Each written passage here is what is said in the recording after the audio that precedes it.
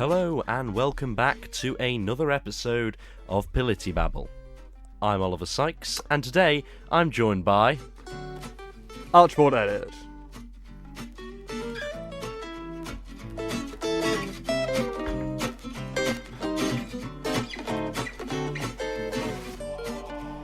Yes, back again for another episode, although it has been a rather long time. Two ticks, Oliver. What is time after all? Well, absolutely.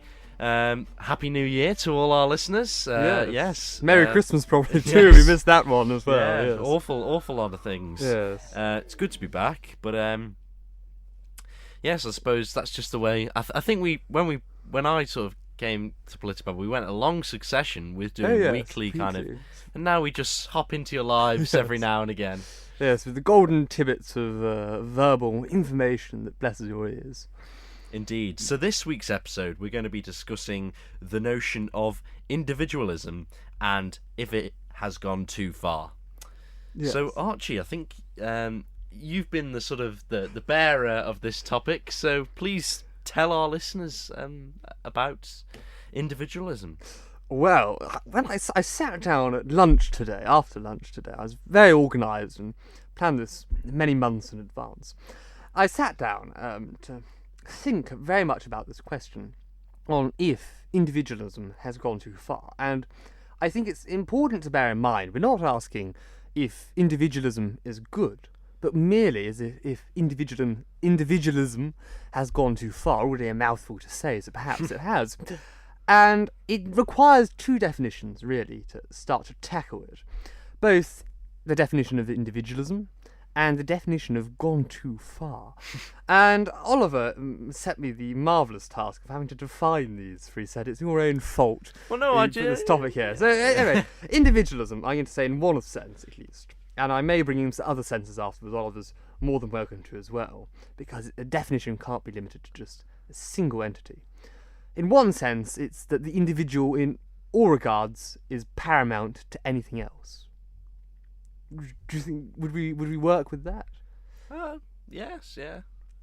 Very well. Very individualistic. Well, there you go. And then gone too far is I suppose gone to an excessive degree. Well, one of the things I did actually say to before we began this podcast, can't remember what we were discussing, but I did say each to their own, didn't I? We had a bit of a rather. We'll agree to disagree, kind of not between us, but in, whatever we were discussing, and people are each to their own. You know, people are a right to believe what they want to. Interesting take for Oliver, but yes, I would be most inclined to agree. So, I would start this off by giving my stance on the take. Although I can't promise it will be overly coherent in some senses, and I do hope it's relatively of interest.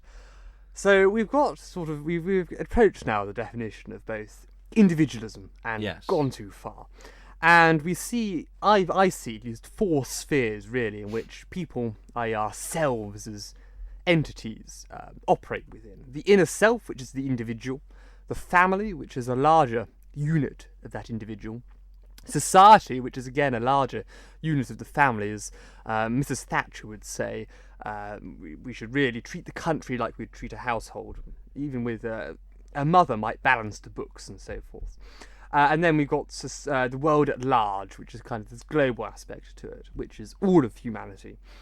And those are the spheres which people operate in the physical sense. I'm not going to go into the other realms and perhaps metaphorical spheres in which people operate. I'm going to focus on these four areas for this purpose of individualism. Because I do know sometimes how tricky it gets when you forget to mention that 15th other field out there, and once you mention the 15th, well, you can't mention the 6th, you have to mention the 16th as well, and the 17th, and so on. So I'm limited to those four. And to be utterly individual in every sense, to have the individual as paramount, we can only exist in that first sphere, the first sphere of the inner self, because if our individual is paramount, nothing else is put before the individual. So let's say I'm in a burning building. We've got a house, and I'm in there, and my family's in there too. Or let's say I have a child, and my child's in there. if I was to imply I was being very much individualism to the full extent, I would only save myself. I would run out first and make sure I'm saved, because I'm putting the interests of my individual self over everything else. But that's not individualism in the real world sense, because we make lots of sacrifices to exist outside of that. So we're not a society, to some extent, where everyone is only operating that first sphere, the individual self. So that's why I argue individualism is perhaps is not a bad thing, actually, after all. That one can maintain one's own agency, so long as we do make sacrifices in other senses. So I thought of perhaps an overarching framework, which we can come into later when we discuss government, which might be more Oliver's interesting area. So we require this overarching framework that allows us to be individual without devolving into chaos. For if we were all acting individually, and we all try to save ourselves in the burning building, we all try to grab as much food in a time of starvation as possible, we all didn't view rationing as essential, we didn't fight to protect our family, we didn't do any of these things, we only sat around all day and did what pleased one's own self, the individual, we would end up being very much into anarchy. And I suppose that's what some people would argue is individualism gone so far, but I argue not. For I think individualism has perhaps gone too far in the sense that it's gone further than individualism. So it's become morphed into something else. It's much like if I cook what's a good analogy for it? There's something which you overmix and it's mayonnaise. There we are. And it goes too far when I overmix it and it starts to split again. Yeah. That, again, you could argue it's not mayonnaise anymore, but it's mayonnaise because it's gone so far, it's gone to the opposite end and started to split. As when we started, it was already split. So perhaps that's a good analogy there. And I view it much like ships in harbours. I like this rather odd sense of our existence in sort of a grey world, with a grey sea and grey mist. And we're all individual grey ships.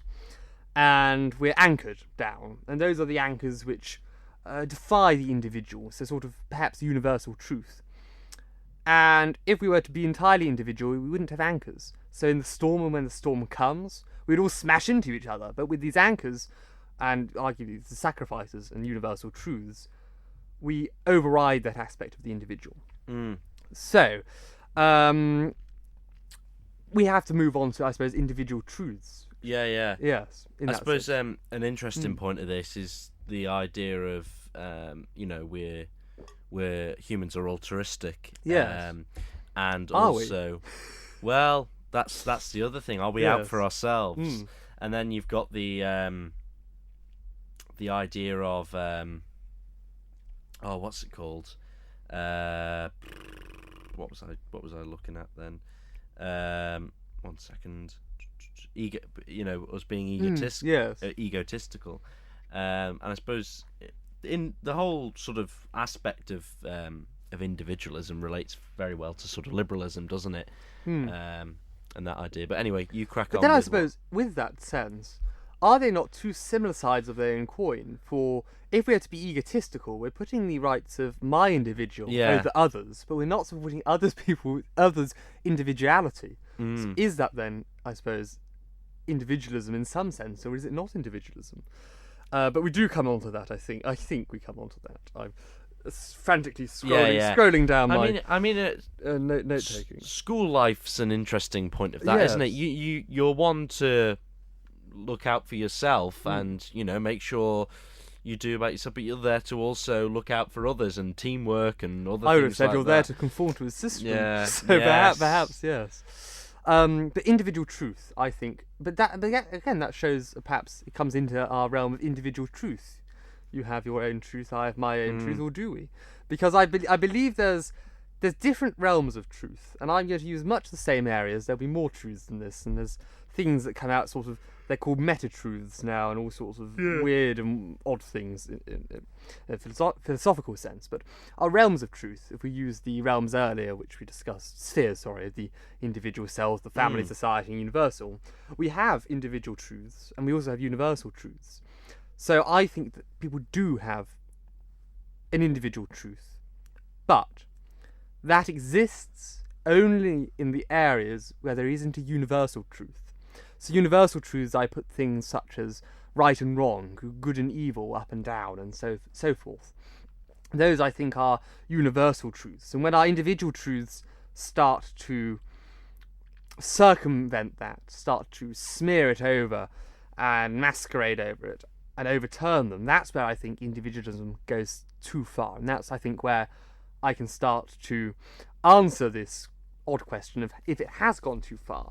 Because if we look at things such as, you could argue, critical theory, in some regards, where it believes that, if you come across critical theory, Oliver? No. Woke. There we are, to use the very much hyperbolic, pejorative term, wokeness seems to come back very often on from at least my standpoint. Yes, we're still yet to really cover it, aren't we? We're still yet to cover it, and we are going to cover it. We are. I'm determined to find the right woke person to discuss this with. So if you do want to if you're listening to this and want to tear my head off by mentioning the word woke or critical theory, sounds like the right person. We just might need a restraining bar or put them again in the other room. Well, that could be possible. It could be possible indeed.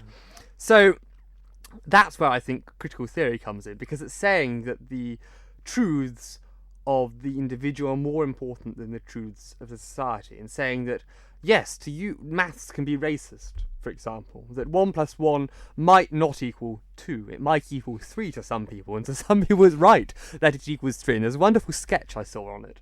I'm not sure if you saw a similar one, Oliver, where someone was transported into the future, into 2050, when apparently we're all going to be underwater anyway. But they transported into 2050.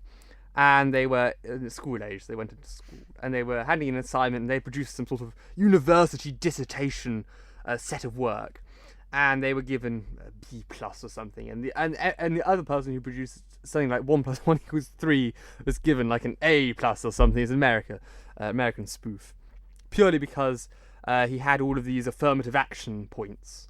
That because he was all of these affirmative action things, it made him got extra points because of who he was. Right. That's the ridicularity part of it, because he was told, it's fine, you're perfectly right to say 1 + 1 is 3 because we have all these things. Saying basically the individual is worth more than anything else. And that's where I think it goes too far. And it's starting to go too far in a lot of senses.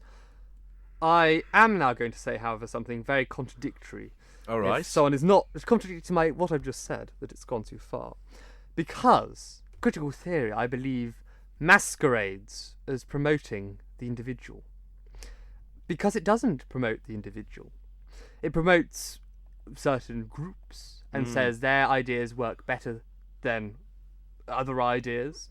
So perhaps they purport critical race theory, where they're saying that black people, for example, have been systemically discriminated against in America, and we must make white supremacy is inherent in our society, and we will always be white supremacists, and so sort of stuff. And it's all right it's all right as long as you agree with them, because there's plenty of African Americans who disagree with them, and they're told they shouldn't think they're supporting white supremacy and all of these ideals. So it's interesting because it purports both both idea of individual truth, but also it's only individual truth is allowed if they agree with the individual truth. So it sort of circumvents this. Perhaps it isn't actually individualism. It's becoming less individualistic. And I saw it was something which I was thinking, if you'll excuse my rambling on this, of consumerism. Because we see consumerism, and it's sort of, you could argue, some communists, I suppose, might say, that it's made everything very dull and drab. And again, communism did much the same, made everyone equal. But consumerism, we're always told what we must buy, what we must look like, what we must like, and what we must do, and all of those things. Like, we must have the latest X, Y, Z. I say still, perhaps having the latest Z. But that was purely because I wanted what worked and was good at the time. Yeah. But Actually, not recently. Yes, well, no. not recently. A short while. Well, past few months or whatever, yes, acquired himself an iPhone, which he's been trying to withstand for much time. Yeah. So perhaps it's making us all the same. To be fair, I've got the. Are they Generation 2 of the AirPods? And the reason why they're a bit special is because you can put the case on a flat surface charging unit, and that's why they're better than Generation 1. But now there's loads more. We've been told they're better, Oliver. There's loads more modern ones. Yes. And they're more sleek and they're fit your ears better and all sorts.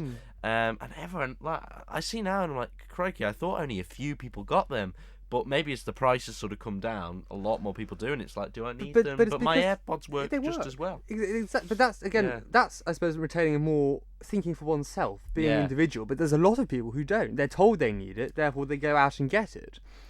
And that's the part where I see... Well, we get the collective sheeps, don't we? Exactly, the sheeps. And I think, to some extent, capitalism or the consumerist ideal is less damaging to the individual than this woke ideal, just to some extent. Because that's saying, no, we must all think this way, But consumerism, at least there's a variety of choice. And that's why some people argue that individualism is inherent to free market economies, because people, the consumer, have that choice to go out and buy, supply and demand, and all that rigmarole that I'm these days not entirely sure exists. Does it ever exist? What are you saying? There's this digital stuff, this digital money where we see numbers in an account and we think, yes, that's money. I can't believe it exists. I've divulged these thoughts, I think, on this podcast before. Yes, so I shan't bother to repeat. Go and listen back to all of them. But you should remember, really, if you're listening. If you're holding a up to the listener. mic. Exactly. So that's where I think we lie at the moment. We lie in between this set of both having individualism and being told we shouldn't have individualism by multiple means. And I think we could argue that I will now argue that individualism is necessary, but not to an overt extent. So we shouldn't constrain people to, again, not think anything differently, perhaps like wokeism does. But we also shouldn't say that your individual truths matter more than anything else. We have to come to this framework where we exist in a society. So we have to have some overarching framework in connection to each other. And then we see much more prosper, and we can actually have more individualism inside it. Because we can all think, we can share our ideas, and we can have almost, I suppose I'm describing a utopian world here. We can have that freedom to be individual, whilst at the same time being very much connected by something. And I think that's the important part. So we're not saying don't be eccentric, don't have weird tastes, don't be odd. We're saying, I say do that, but have that innate connection which brings us all together. So you can have 50 different odd pens in a pot, but merely the fact they're in a pot makes them linked and makes them work together. It forms part of a stationary collection. But if they were just strewn out across a desk or in 50 different locations, all in their own pot, it would be rather useless. It wouldn't be so easy to transport and so on. So that pot needs to join it together. And some argue that's, I suppose, perhaps what's been now linked in with Hegel, although Descartes and other philosophers mention it, is a zeitgeist. The spirit. I feel like you just have you come across the zeitgeist? I feel like you just like saying that name. Have you come across the zeitgeist? I have not. Well, the zeitgeist. It's a fascinating thing. I can send you some interesting things to read on it. Please do. It's the spirit of the age. Right. I shan't. That's entirely another topic for another time. The spirit of the age, thing that defines the age of the epoch which we live. And I've been thinking recently on the zeitgeist, and perhaps we've come fractured up toward having our own individual zeitgeist, our own individual truths of what we believe is the spirit. And that's clashing. It makes us into these little pots with the little pens in, rather than being one pot with a large amount of pens or 50 different pots rather than 500. It links us together. It makes us connected. And I think that's very, very much important. So I'll round off my thoughts on this first part of individualism, which I hope has made some sort of sense, that our notion of individualism, I think, existed it existed when we had arguably the Age of Enlightenment with these different thinkers who thought differently and challenged things. But we've gone too far because we've gone into the Americanization of most things, consumerism, which has been telling us what we must have, we must all do the same, we must aspire to similar ideals, we can't have individualism.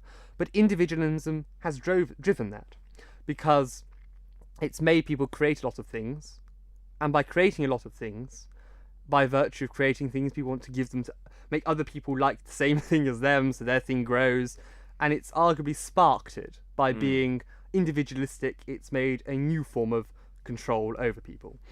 So it's moved from now, I think it's gone even further, so it has gone too far, because like the mayonnaise, it's split again. It's gone from, I must have my own car and sort of things, I must own this, own that, and own that, to now I must have my, it's gone past, it's gone almost in a meta way, to a meta-individualism, to become, I must have my own truth, and my own individual truth is more important than anything. Right. To some aspect.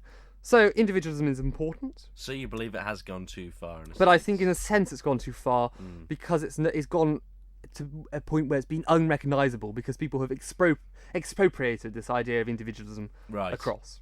Interesting. But I can now ask Oliver on individualism in politics. So actually, point of politics, which is our podcast, I think that's probably an interesting part. Unless Oliver has any thoughts on this. No, crack on. Yes, crack on. Philosophical sense. So, do you think that the government ever works for the individual? That's an interesting question. I don't. No, not necessarily. Not necessarily. No. Interesting. Why? I believe. Well. You're just a number to the government, aren't you? You're not, you're not an individual, and they're more about groupings, aren't they? They're more about people. Government aren't very good at doing things. Especially over here, on an individual basis, on a means tested kind of. This works for this you know what I mean? Yes. So I don't necessarily think so. I think it's more for groups, for sections, for proportions of society that governments tend to aim things towards or create things for. Do you think it works? I don't know. You'd have to see what the opposite effect of that. I think. Well, I suppose a what government, do you think? a government full of. I would say government can work for the individual. Yeah. It doesn't currently, so I very much agree with you. Yeah. It very much is like we're a number to the government, and there's no leeway. The bureaucrats have gone too far. Yeah. So that's perhaps this is one area where individualism hasn't gone too far. It's needed more because some things have to be bespoke, not one size fits all, to some sense. So I think government, if government forms its original function and is like this, with the neoliberals' perfect ideal of a tiny government, I think then it would work rather well because the individual has much more agency to some extent. Yeah. And the government can provide the framework, which I discussed earlier. Yeah. Which provides this overarching sense to allow us to be individual whilst having a good link and patriotism and all of that. Although I'll start now sounding like a member of the BNP or UKIP or something like that, which I must. Oh, UKIP, does UKIP exist? Yes, it does. Reform no, UK. That's a different one. Oh, that formed off the Brexit Party. Yeah. Which was the new UKIP after Farage left it. Yeah. But I do promise I'm only conservative. To the not the modern sense of conservatism where it got rid of all anything but economics, and economically, ironically, it's not conservative. It's economically liberal, with the liberal idea and. I suppose it depends how we judge economic conservatism, but in the 1920s it was very much different with protectionism and all of that. But it's not an economics podcast. I must remember myself. Yes. It's not a philosophy podcast either. But I managed to push that in just to have my own way. But we are going to politics now. So are we? Yes, we are. This is trying to get into politics. But I'll go back. Do you think? Perhaps we agree that government doesn't work for the individual. But if we see Parliament nowadays. And especially with the Partygate and all of that, which goes on in the UK and all of that, and we see all these politicians and it's very factional now. We see a lot of split, especially in the Parliamentary Labour Party, as I like to say. But even in the US Congress, if you look to the House of Representatives with McCarthy as Speaker, and concessions to groups, because they all work for their own. And with the State of Union address yesterday, there was plenty of heckling. I found that State of the Union address one of the worst State of the Union addresses I'd ever seen. Can I just say one person's name? I'll see if it rings a bell to you. I'm sure it will. Marjorie Taylor Greene, or Green Taylor Greene, I'm pretty sure. Yes. Interesting individual. Yes, very much so. Oh, there's one more name I want to mention later in the US Congress. George Santos. I'm not too familiar with... Have you not come across him? Oh, it's fabulous. Did you know he went to space and went on the moon? I think I might have heard about that. Oh, he's facing a lot of calls to step down, but we'll come on to that in our news section. But do you think that politicians, Oliver, act for individual... Are they too individualistic now? As in they serve themselves over the country or the greater good? Absolutely. Yes. Yeah. I'm trying to think of something off the top of my head of that. There's a lot to be seen from some politicians and individual gain from their time in office. Yes. Yeah, I mean, you have the likes of Michelle Mone, Isle of Man resident, who's still being called out for her actions, and nothing's really been done. Has it been referred to? Oh, it is. It's being referred currently. Yeah. Yes, but it is. I think it's quite a good example of individuals using their own positions to enrich themselves over the country. Because I think the fast track for PPE was an admirable thing and it was necessary for government, but it shouldn't have been for politicians enriching themselves. If we see the likes, I suppose I was reading Anthony Eden's biography, or the biography of Anthony Eden. It's quite a good, well-rounded biography. Can't quite remember who's it by, but it was published in '86. Right. So it's that Anthony Eden biography '86, and it was fascinating because that was a character who very much worked for the country because he had shares in an oil company, I think, which was about to win a government contract. And when it started to go and bid for government or something, it was something to do with involved with government, and he had information where he knew it would make a lot of money. He sold his shares at a loss, even though it would have made him a very, very, very wealthy man, because he believed it was a very large conflict of interest that wasn't acceptable. And I think nowadays, how many politicians would do that? I think they would say, even though it was declared in his register of interests, and it was perfectly acceptable for him to have that, there's no underhand. He sold them because he didn't believe it was right. It's also... they don't do that now. In terms of also individual interest, it's the likes of Matt Hancock leaving Parliament to go on... There's been several of late, going on to a celebrity TV show in which he was doing it in aid of... Well, he said it was mostly he was going to give money to charity, and it turned out to be, 10% or something? £10,000. Which, I mean, 10,000 is still a sizable amount for charity, but out of 300,000, it would have... Yes, if he said at the time, no, I'm doing it to enrich myself, I would still be probably just as annoyed, because he's a national politician. Do that after you leave politics. Don't do it whilst you're in politics. Yeah, he should have either stepped down or, not gone. But or donated all of the money to charity. I think that would have been very useful. Yeah. And it would have... The point with politicians is they're not there primarily to enrich themselves. No. If they want to... It's not there for something to get... Well, it's not a career to get wealthy. I don't like the careerist politicians, where they're there purely for themselves and for individual purposes. It's to serve the country for the benefit of the country. And, I mean, also in the UK, for you don't get particularly well, especially to be, I think for a lot of people it's more out of office is where they get their gains from speeches, from being, all sorts of, other things. You've only got to look at a prime minister out of office and they'll make an absolute fortune. Yes. But the amount of constituents, proportion, I suppose, if you looked at the pay from an Isle of Man sort of perspective to a UK perspective, Isle of Man politicians get paid proportionately a lot better. Do they? Presume, yeah. I think so. Yeah. They get. Well, I suppose they have less work. To some they don't have as many. Yeah. Yes. Well. Per constituent. Yeah. Yes, they get paid much better. But as workload, it's probably it's a fair amount. It's fair. But most politicians do take a pay cut. They do take a pay cut when they go into office. But it's also how much you set yourself up to, because you don't have to go into government. You don't have to. Yeah. Is there an obligation to sit on committees and? Well, to some extent, it's expected of you. Yeah. Well, what's the point otherwise? Yes, exactly. I mean, I don't have so much problem with you have MPs which have outside jobs already, which they continue whilst being an MP. I think that's fine to bring a private income in, but you shouldn't utilise your position as an MP to enrich yourself. I mean, like an example, local MHK, Dr. Allinson, who was part time. I think it was like 1 day a week. Still, just to keep his medical license. But because he took on a ministerial position and other such things, he had to stop that because. Oh, they do in the UK too. Yeah, with that sort of stuff.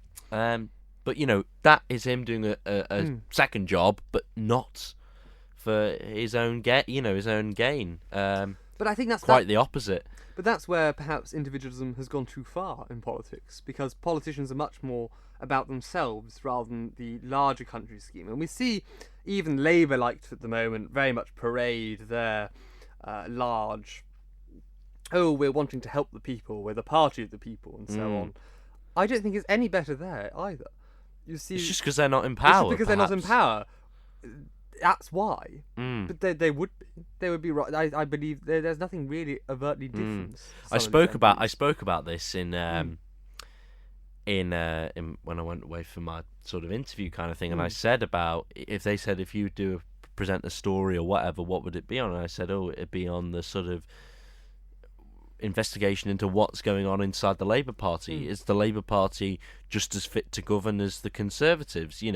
We see them trailing ahead in the polls, but what does that? Well, most people still aren't convinced of Keir Starmer actually being a good Prime Minister. I saw the Socialists, some hardline Socialists, I actually find very much agreement with. Well, Keir Starmer was head of the CPS for a reasonable amount of time, so I think we can allow him on that. It doesn't mean, as some Socialist posters say, he's not a wet wipe. Yeah. That's what some say, he's a parliamentary wet wipe. Again, their words, not mine. So, I would say individualism in politics is an interesting. Well, I suppose I focus more on the external aspects, but I think if we think about it in terms, politics is basically like a larger sense. Yeah. It forms into this other sphere, which I talked about, the society at whole, and that's the place not to bring in the individual aspect when we're dealing with society. That's bringing in the more altruistic sense you mentioned earlier, the human condition. Rather than being purely egotistical and all out for the self and the self-truths, it's very much a service role where you are, but you have to move above your individual self. And it's a weird, MPs are very weird creatures. As I was reading I think it was a chapter in a book on MPs being very, very odd creatures, they're not entirely human. I thought it was a very interesting comparison, because if we look about it, they shouldn't be themselves. They should be there to serve, and I think that's what's missing. Interesting. So I think that's my very large waffling on about individualism done, and I do promise we shall have a engaging topic for next time. Yes. Although I find this very engaging. Yeah, no, it is. It's interesting. It's philosophy. It's No, it's an interesting interesting point. It does relate to politics, because large proportion of sort of liberalism is based on the idea of the individual, isn't it? Yeah. You must cover in your joyful Excel politics. Yeah, we do. Yes. Ideologies, which I do need to go over. I certainly don't envy you, Oliver. Yes. Yeah. It's we're almost there and finishing off the content, but it's a lot of content. Oh yeah. But it'll be worth it. It's interesting. Keeps me busy. That's one thing for sure. Certainly does. Well, who's been keeping busy? Well, over the last 100 days, we've finally reached over 100 days of Rishi's. I think I forget which cabinet minister referred to him as Rishi or Rishi Sunak. Mr. Sunak has reached past 100 days in office. Joe Biden. It was Joe Biden, probably. Yes. State of the Union address. But we shall come on to different US politics in a minute. I do want to cover one particular man. Rishi's first 100 days of office. Thoughts, Oliver? Or me, do you have no idea what's going on? Well, I think the big thing was he had to sort of. Oh yes. The 5-point 5-point plan, wasn't it? That was interesting. I think they realised, oh no, we're in a dangerous position. They still are. As Boris Johnson seems to think that they can, in fact,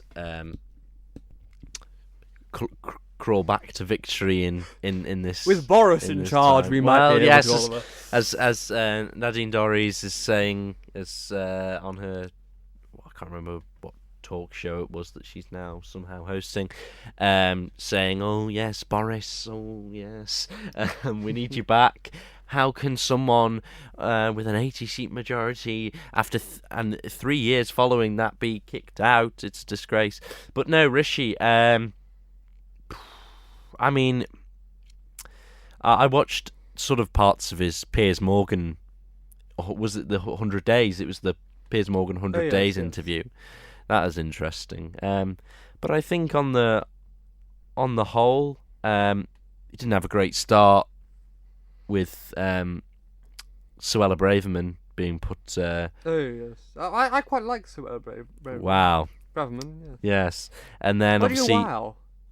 She has some very strong views that not necessarily everyone would agree with, but she stands by them, and and there you go. But the tax affairs with Nadhim Zahawi, was he right to hold out have the independent inquiry, or should he have just made those calls straight away? Like I think it was Angela Rayner saying that, whoa, you shouldn't need to do an independent inquiry if you know what's gone on. But then the thing is, if he didn't do an independent inquiry, Labour would ask, why aren't you doing an independent inquiry? Yes. You're neither right or you're wrong. You're not. Whichever you do, you'll be damned. Yeah, you'll be damned if you do. You'll be damned if you don't. Yes. A quote from Howard Quayle direct there. Yes. For some reason I heard his little tongue twister thing the other day. Oh, yes. I heard it somewhere. Yes. I'm not sure that I was researching, because I do... a pheasant plucker's son. Yeah, yes. I do it as part. I do voice work as well as part of my performing arts. Yes. And we do sort of look into articulation and tongue twisters and all that kind of stuff. And I don't know whether it was a video or a book or something I was reading, or someone else was saying it, and it was the pheasant pluckers. The son, pheasant. yes. Yeah. That was funny, wasn't it? Wait, there we are. I'm not a pheasant plucker. I'm a pheasant plucker's son. But I'll be plucking pheasant when the pheasant plucker's gone. I think then it goes. I bought a bit of baking powder. Yes. That's it. Really gets working your lips, doesn't it? Yes, rather. Yeah. Yes, with the P's. Yeah. The plosive. Actually, the plosive consonants. And with a microphone, the plosive consonants sort of pop. Yeah. What was there was something I was on, it wasn't on the boat, it was something, and the person has a lot of plosives into the microphone, because if you have plosives you should talk past the microphone rather than into it. But anyway, back to the point at hand. Nice bit of Rishi Sunak's. Yes, I think they're very weak at the moment in politics. They need to stand up for what they're saying. Because Rishi Sunak is quite easily invoke you're innocent until proven guilty. The my right honourable gentleman across must know that from his days in the CPS, where you're not guilty until you're proved guilty, and it's very right and proper that an independent investigation is carried out, because otherwise it's death by social media. Basically, I think it's it's very silly. There's lots of things that Sunak can stand up for, and there are other bits he's being investigated over, and he can say, yes, well, they're being investigated. It didn't happen in my time as leader. It happened prior. And there's a lot of stuff that smears him, but perhaps he'll recover in time for the next election. Yeah, I think his main problem is he's dodging the bullet, isn't he? That's the problem. Is he doesn't. If you want to pull together your party, and you've obviously got a lot of backers at the moment, and obviously you've got a lot of people who don't, you need to really move away from. Don't please the people that don't. Don't it's not even pleasing them. Starmer's much the same. It's this constant need that you can't set a foot wrong, and if you say something which isn't popular, you must rescind it. I don't see what's wrong with just saying how it is. I think Nigel Farage, for all of his misgoings, does that quite well. He's very much happy to stand by what he says, and if he says something controversial, he says it because he means it. Yeah. And that, I think, is what's missing to some extent. Well, so perhaps that's who should we have. We shouldn't have Boris in. We shouldn't have Sunak. We should have Mr. Farage. I suppose also the key kind of thing here is looking at how they performed in by-elections. I mean, if you want to sort of talk on policy and what the government's delivering, but then if you actually want to look at how they're performing and how what the public view of them, and you can say what you like about opinion polls, whether they are the truth or not, but one direct way of looking at what's really going on is by-elections, and obviously Labour withheld they carried on strong in West Lancashire yesterday, and then they reclaimed a strong Tory seat. What was it, just before Christmas with Chester? Yes. So it just goes to show that they're not doing something right. But I've forgotten where it was that I think they're failing in certain areas. I've forgotten Labour. Labour. Yes. Unfortunately, I've not paid overly much attention to UK politics over the past month, so I'm not overly queued up in here. But I have paid attention to US. So yes. It's very very much the same as it has been, and it's just not very pleasant, I'd say. But I'd like to move, if we can move on to US politics. I'm not sure how much you're paying attention to it at the moment. Well, I should be as part of my school. I'm fascinated purely by George Santos, the new Republican elected for one of the New York district to Congress.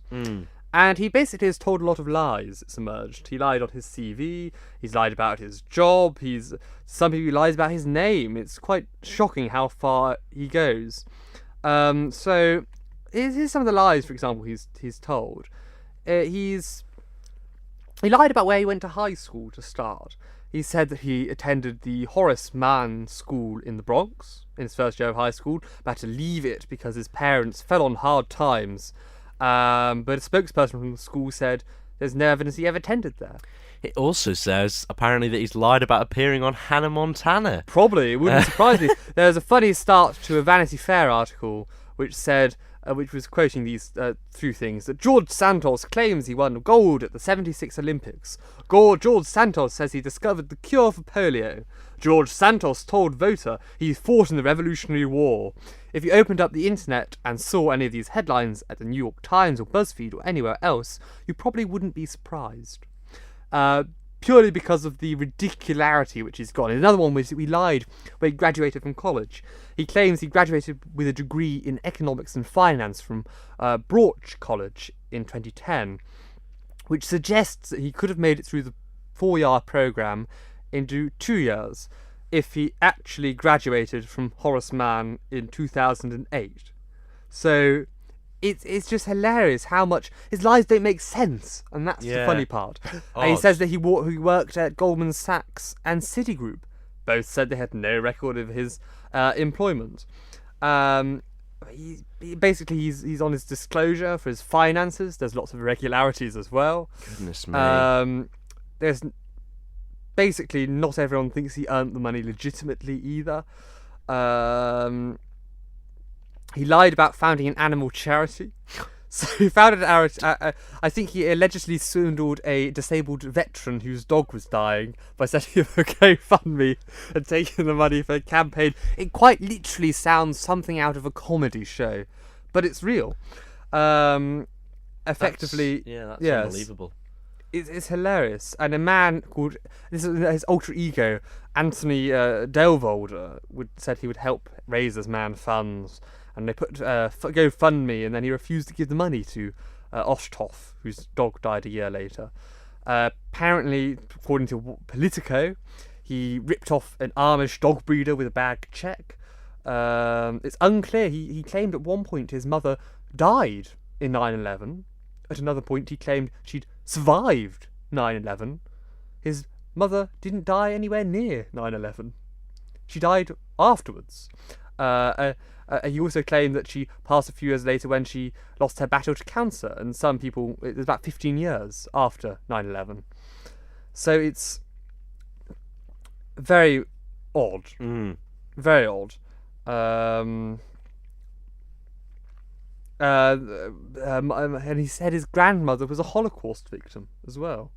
That his grandparents survived the Holocaust, and he claimed that they fled persecution during World War II. And apparently, according to some genealogical records reviewed by CNN, although it's CNN fake news, as Donald Trump might say, the heart of the fake news media, said there's no sign of Jewish and or Ukrainian heritage and no indication of name changes along the way, and multiple family records show that the Santos' maternal grandparents were born in Brazil. So and he said he claimed he was Jewish or Jew-ish. So there's quite a lot of things that I think there was also proved that he was a drag queen in Seville, which was I suppose he said I think he said he'd never done it, but then he now did do it. He initially denied it on Twitter, saying it was categorically false, and then it's actually been proven true. Hannah Montana, yes, I see that there. The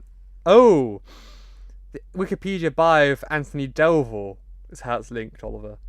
It is his alter ego, and he claimed he landed roles on Hannah Montana and the Sweet Life of Jack and Cody. Oh, fabulous. So, effectively, there's a lot of lies. He's even said he was a target of an assassination. So, he's facing some investigations and other stuff, but effectively, we can now claim anything George Santos said, and people will believe it as probably he did say that and lied about it. Yeah. So, thoughts, Oliver? Very peculiar character indeed. Really just don't get his motive behind. Bloody confusing, isn't it? Yeah. Just a complete. Did he just want to be an out-and-out liar about everything? I don't know. I didn't think that'd come out. Yeah. Because at least if you're a politician and you don't tell all of the truth, so you white lie by not telling all of the truth, you're less likely to be found out than if you blatantly lie. You lie and say utter untruths that can be pretty obviously fact-checked. Yeah. It's mental, especially if you contradict yourself. So it's not like you stay by one story.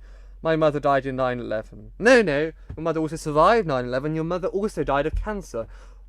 Your mother can't have done all of them. Yeah. It doesn't quite make sense. It's quite sinister in a way. Yeah. Should we... Is there anything else you want to mention on Rishi's 100 Days, or should we hop over to the good old Manx current affairs? Oh, the Manx current affairs. Yes. Do go ahead. Oh, I'm trying to You have my fresh thoughts, and you could go 8 weeks back, and I shall still have no idea. I'm trying to click on the news tab here, but I'm using the mouse for the monitor over there. Anyway, does not work. In the meantime, we shall. There we go.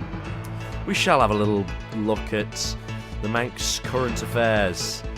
The Isle of Man government has pledged £200,000 following the Turkey and Syrian earthquakes.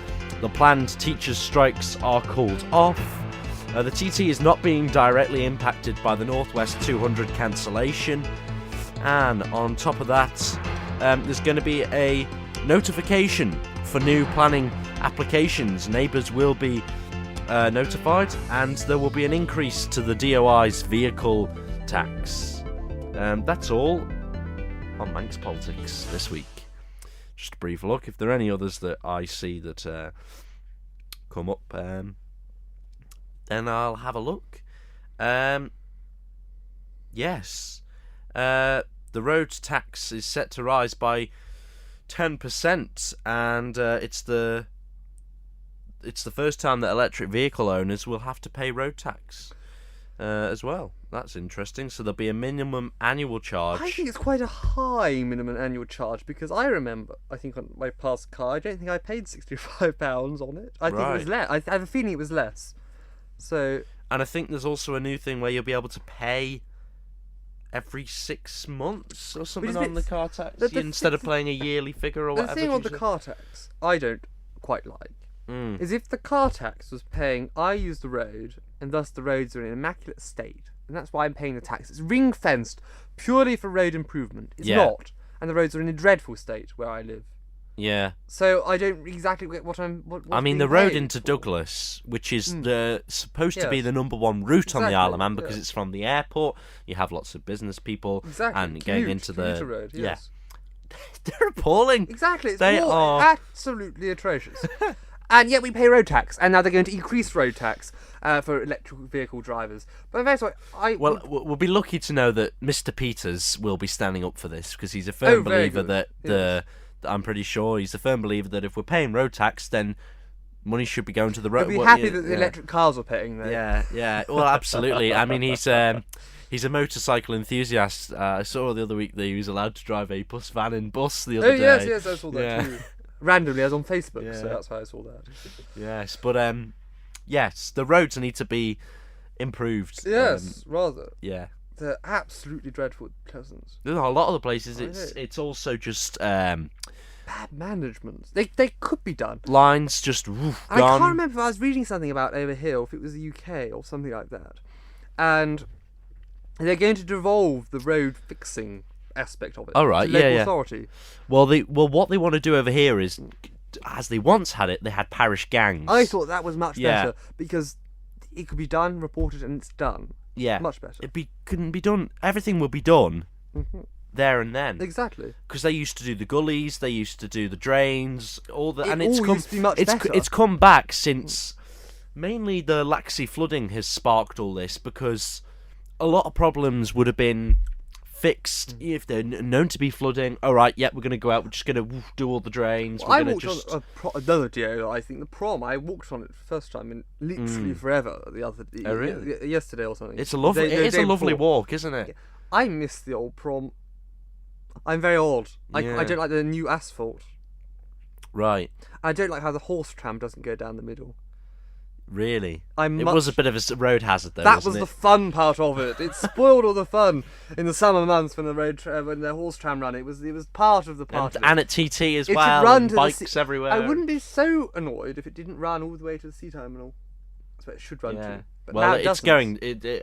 Hopefully it does. But it stops all the way down there. It's ridiculous. Yeah. It's just a chorus attraction, not a useful aspect. I remember it in my youth. I remember we used to go on it. My mother. Long time ago. Yes. Very long time ago. But there we go. Anyway, what else were we looking at? I think we had one more. Vladimir Zelensky. Oh, right, has gone over and done some visits.